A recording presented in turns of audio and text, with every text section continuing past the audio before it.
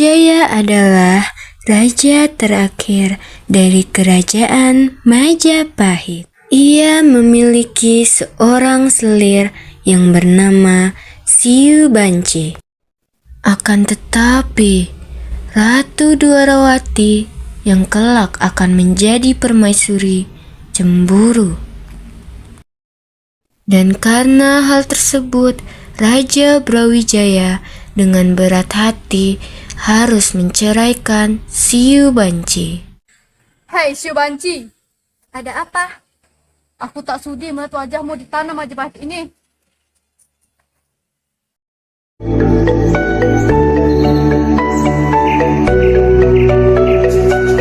Baginda Raja, saya mendengar Permaisuri Dwarawati dan Siu Banci sedang bertengkar di suatu tempat. Apa? Brawijaya yang telah mengetahui konflik antara mereka berdua pun segera menemui Siu Banci secara empat mata.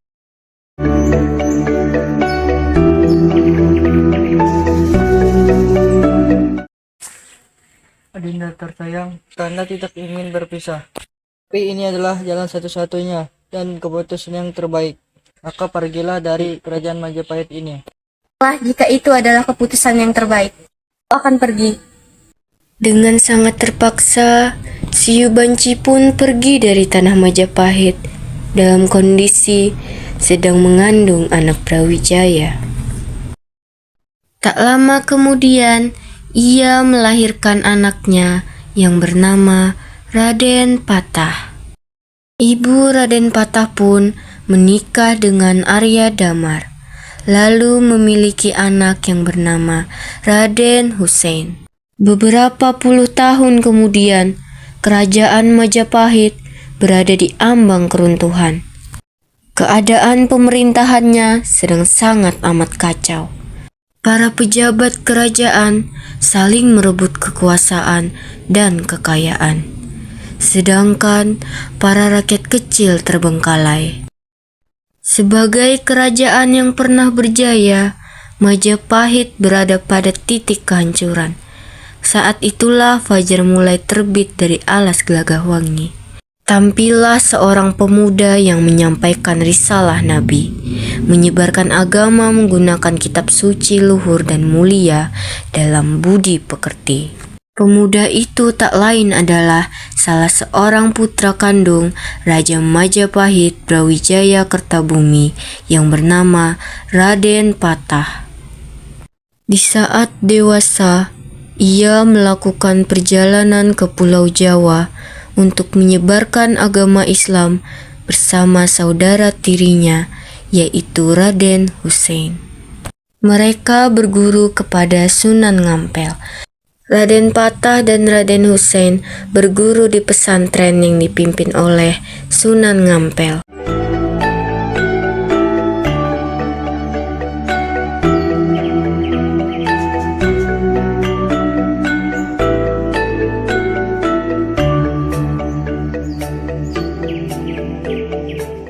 Setelah beberapa lama menjadi santri, kedua pemuda itu tumbuh menjadi pemuda yang pemberani, berakhlak mulia, dan bercita-cita tinggi. Anak Mas Patah, anak Mas Husen, kalian adalah penguasa Palembang. Jauh-jauh dari seberang sana ke sini hanya untuk menuntut ilmu. Saat ini, kalian sudah cukup bekal dalam perjalanan untuk menggapai cita-cita kalian. Terima kasih pada Kanjeng Sunan. Bimbingan dan ilmu yang telah diberikan kepada kami selama ini. Saya sendiri ingin menyertai kepada Kanjeng untuk belajar agama kepada Kanjeng Sunan dan membantu sebisa saya. Mulia, saya sangat senang. Tetapi, apakah cita-cita kalian sendiri?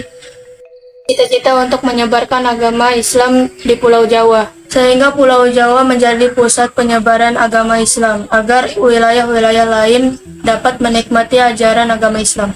Baik, sudah waktunya kalian melangkah. Anak Mas Patah, kamu saya tugaskan untuk membuat pesantren baru. Mas Husain, kamu sangat berbakat dalam tata keprajuritan dalam pertengkaran melawan Prabu Kertabumi. Baiklah Kanjeng Sunan. Raden Patah dan Raden Hussein menghadap Prabu Kertabumi. Raden Hussein diangkat menjadi Adipati Terung, sedangkan Raden Patah yang memang berniat mendirikan pesantren diberi wilayah di Alas Gelagahwangi. Bersama pengikutnya, Raden Patah melakukan babat Alas Gelagahwangi. Di sana didirikanlah pesantren yang dipimpin langsung oleh Raden Patah. Tahun 1478 Masehi, Gerindrawardhana menyerang Majapahit. Kondisi Majapahit yang sedang lemah dengan mudah ditaklukkan oleh Gerindrawardhana. Prabu Brawijaya Kertabumi tewas dalam penyerbuan tersebut. Majapahit yang dikuasai Gerindrawardhana menggerakkan hati Raden Patah. Dan dengan restu para sunan, Raden Patah pun memberangkatkan pasukan Islam untuk menyerang Gerindrawardhana.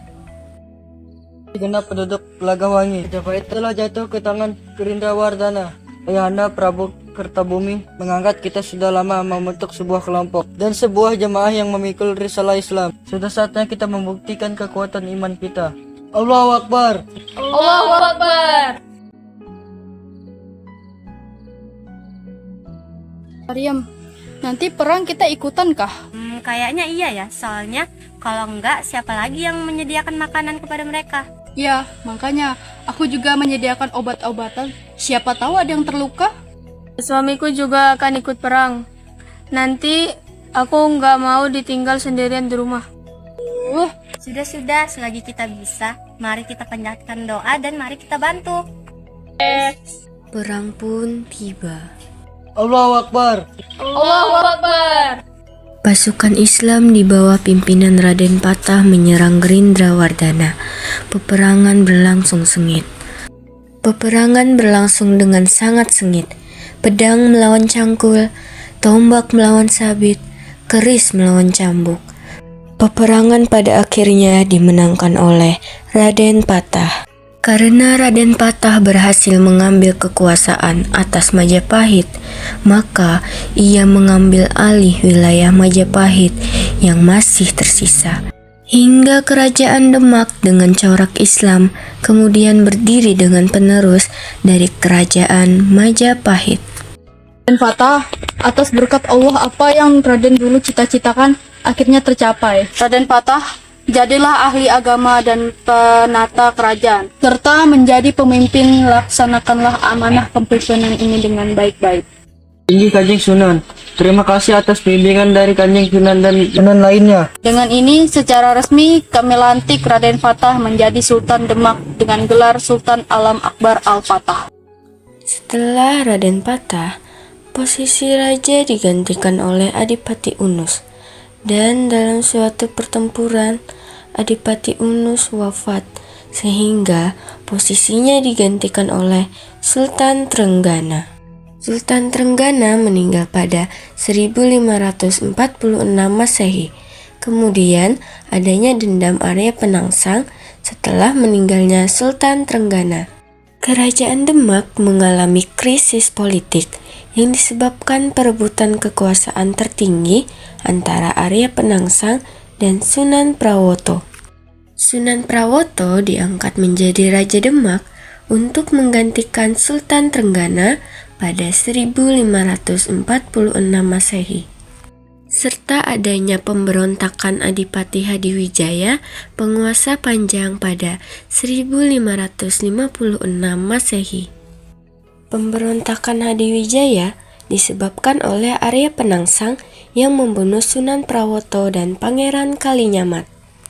Pemberontakan Adipati Hadiwijaya menyebabkan runtuhnya Kerajaan Demak dan menjadi wilayah kekuasaan Kesultanan Panjang.